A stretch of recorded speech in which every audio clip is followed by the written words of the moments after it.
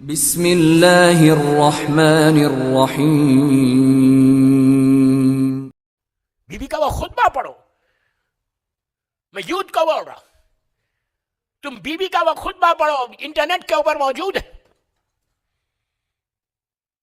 3 خطبے ضرور پڑھا کرو. میں سب کو بول رہا، لڑکا لڑکیوں کو بول رہا، بڑوں کو نہیں بول رہا.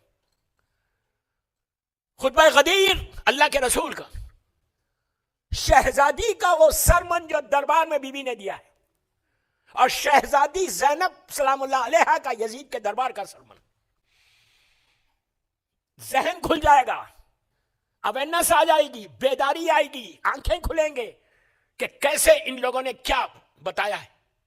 اس خطبے میں شہزادی نے یہ سارے ظالمین کے سامنے دیا تھا،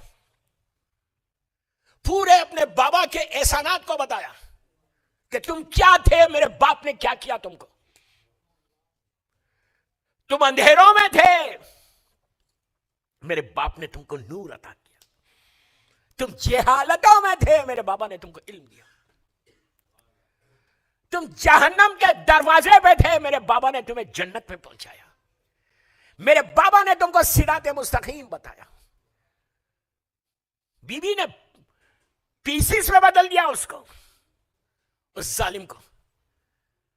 ایسا یہ خطبہ میرا یوتھ پڑھے، لڑکے لڑکیاں پڑھے. ٹیلی فون پہ چیٹنگ کرنا چھوڑ دو، کم از کم یہ سرمنز پڑھو جو آج موجود ہے. بکس کھول کے نہیں پڑھ سکتے نا، تو تمہارے ٹیلی فون کے اوپر یہ سرمن موجود ہے. اپنی لینگویج میں پڑھو، انگلش میں پڑھو، گجراتی میں پڑھو، اردو میں پڑھو، جو تمہاری زبان ہے. At least you will understand کہ واٹ بی بی نے کہا ہے. یہ خطبہ ضرور پڑھنا، زندگی بدل جائے گی. بی بی دربار میں گئی اور جا کر ان ظالموں کی آنکھوں میں آنکھیں ڈال کے بتایا. یا ایک بات روک کے بولتا، حسین کی ماں کھڑی ہوئی تھی، یہ ظالم بیٹھے ہوئے تھے. تھک گئی بی بی. اور کس حالت میں گئی؟ انجرڈ ہونے کے بعد، ربس کے ٹوٹنے کے بعد. شہزادی اس وقت گئی، ہاتھ میں عصا ہے. حسین کی ماں بولے جا رہی، بتا رہی. اس کے بعد ایک آدمی مدینے میں آگے بڑھ کر یہ نہیں بولا ان لوگوں کو جو دروازہ جلا رہے تھے کہ تم واٹ آر یو ڈوئنگ، کیا کر رہی ہے، رسول کی بیٹی کا دروازہ ہے. سب خاموش تھے. زیارت وارثہ میں یہ عابد بالگرامی نہیں بول رہا، یہ چھٹے امام جعفر صادق علیہ السلام بول رہے.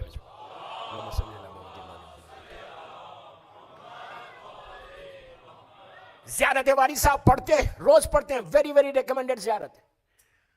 یہ زیارت سے رزق بھی کھلتا ہے، حسین کی حفاظت میں بھی آ جاتے. ایکسٹرا آرڈینری زیارت ہے.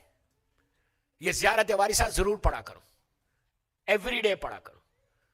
اس میں پورے مولا حسین کی زیارت میں، یہ زیارت میں 1-2 منٹ سن لے. زیارت کے بارے میں ایک ہی فرق ہے، پوری زیارتوں میں 4 سلام کامن ہے. السلام علیکہ یا ابا عبداللہ، سلام علیکہ یا ابن رسول اللہ، سلام علیکہ یا ابن امیر المومنین، سلام علیکہ یا ابن فاطمہ الزہرا. ایک چیز یاد رکھو، آپ سب کو معلوم ہے سلام واجب نہیں ہے، جواب سلام واجب ہے. when you say سلام علیکم، مسلمانوں پہ واجب ہے کہ جواب دے، رائٹ. اور زیارت وارثہ میں 12 یا 13 مرتبہ تم مولا حسین سے کانٹیکٹ میں آتے. السلام علیکہ یا ابا عبداللہ الحسین سے، سلام علیکہ یا سار اللہ وابن سارے والوتر الموتور تک 12 یا 13 مرتبہ کانٹیکٹ میں آتے. اس سلام کا اور مزہ یہ کہ 12 مرتبہ، اور جب آپ سلام کرتے کسی کو بھی جواب دیتے، کوئی سلام کرا آپ کو، آپ نہیں جانتے، لیکن آپ اس کو جواب کیسے دیں گے؟ اس کو دیکھ کر دیں گے، مسکرا کے دیں گے. یہ ایٹیکیٹ ہے. عرصہ میں 12 مرتبہ اگر حسین آپ کو دیکھے اور جواب دے، کیا بول رہا ہے؟ یو کین امیجن تمہاری لائف بدل جائے.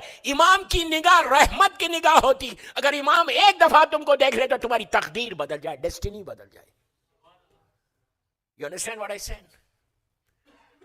تو وارثہ ضرور پڑھو. اسی وارثہ میں چھٹے امام ایک جملہ بولتے ہیں، لعن اللہ امتن خدلت کا، ولعن اللہ امتن ظلمت کا، ولعن اللہ امتن سمیت بذالک فرضیت بے.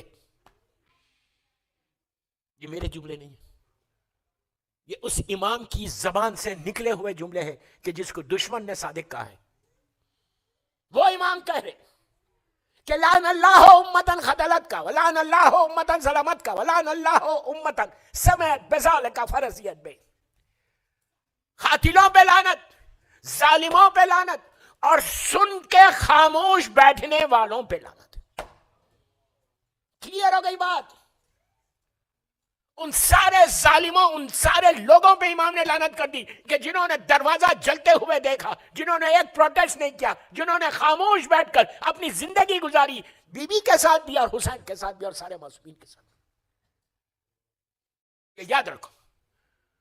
میرا مطلب یہ نہیں ہے کہ میلبورن میں جاؤ، راستے پہ نکلو، بازار میں جاؤ. نو نو نو، میرا مطلب یہ نہیں.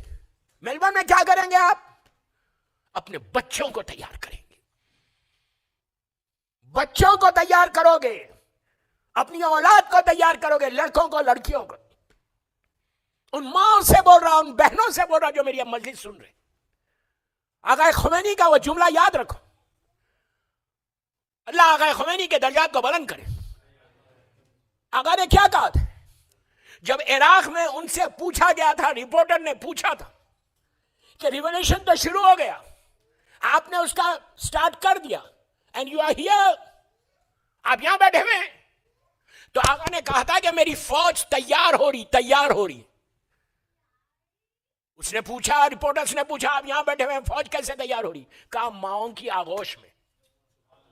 میں کیا بول رہا آپ سے؟ پلیز پیچھے والوں کو بول رہا، خاموش مت سنو. ماؤں کی آغوش میں تیار ہو رہی. میلبورن میں الازہر امام بارگاہ میں جتنی ماں بہنیں بیٹھی ہوئی ان سے پوچھ رہا، جن کو اولاد ہے، ہر ماں یہ چاہتی ہے کہ اس کا بیٹا امام کے لشکر کا سپاہی بنے. چاہتی ہو؟ آپ چاہتے ہیں؟ بولیں یار. اس لیے کہ ہم الجل بول رہے ہیں اور بولتے جانا، ہر وقت بولنا، 24/7 بولنا کہ اللہ میرے مولا کے ظہور میں تاجیل فرما.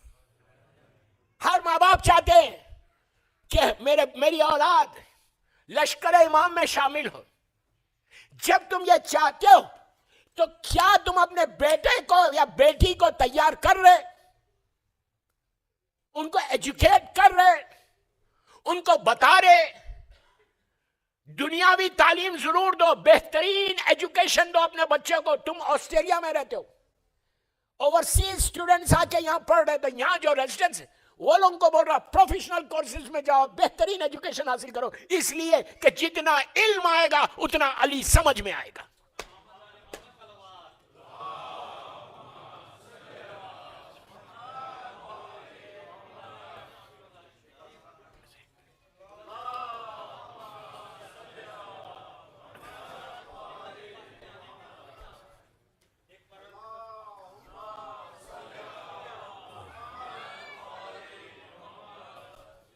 ایسی سلوات نہیں، باواز بلند سلوات پڑھو.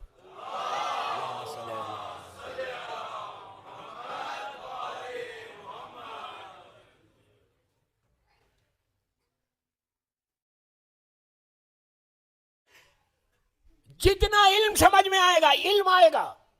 آسٹریلیا میں تم علم کو حاصل کرنا، تم کو باہر سے اسٹوڈنٹس آ کے پڑھ رہے، اور ہم خاموش نہیں بننا. صرف بیچلرز کر کے نہیں رہنا. لڑکے لڑکیوں کو بول رہا، صرف بیچلرز نہیں کرنا، ماسٹرز کرنا. ماسٹرز کرو گے. امام علی اپنے شیعہ کو یہاں دیکھنا چاہتے، یہاں دیکھنا نہیں چاہتے. You understand? مولا چاہتے ہیں کہ میرا شیعہ بلندیوں پہ رہے. ٹارگٹ اپنا یوتھ کا بول رہا، ٹارگٹ اپنا کسی کمپنی کے CEO کا رکھو، پریزیڈنٹ آف دی کمپنی بننے کی کوشش کرو.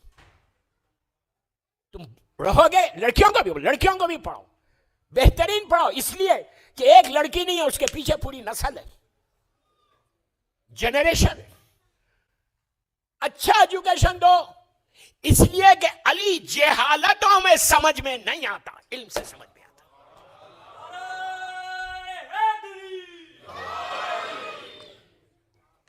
جہالتوں میں رہو گے تو امام علی کو کبھی نہیں سمجھو گے.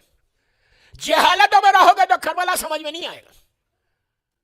جہالتوں میں رہو گے تو شہزادی کونین کی زندگی سمجھ میں نہیں آئے گی. جہالتوں میں رہو گے پیچھے رہو گے.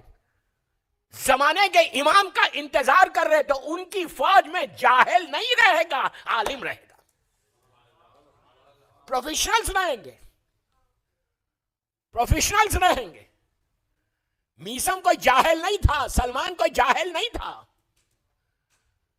اتنے، اب میرے مولا کا ایک جملہ مجھے یاد آیا، میرا مولا یہ کہتا ہے کہ اتنے علم کو، غور سے سنو، اتنے علم کو حاصل کرو کہ بڑی بڑی حکومت تمہاری محتاج ہو جائے۔ اگر آج دنیا میں سروائیو کرنا ہے تو علم کے ذریعے سروائیو کر سکتے ہیں۔ یہ تو بات بیچ میں آ گئی تھی۔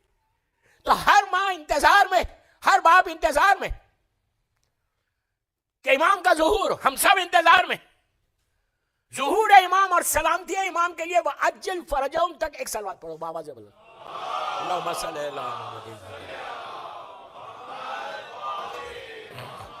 وعجل فرج۔ انتظار میں ہو نا، تو اپنے بچوں کو تیار کرو، اپنی اولاد کو تیار کرو، بیٹوں کو تیار کرو۔ ہر ماں کے دل میں یہ خواہش ہونا کہ میرا بچہ امام کے لشکر کا سپاہی بنے۔ صرف بولنے سے نہیں ہوتا، صرف زبان سے بولنے سے نہیں ہوتا، تم کو تیار کرنا ہے۔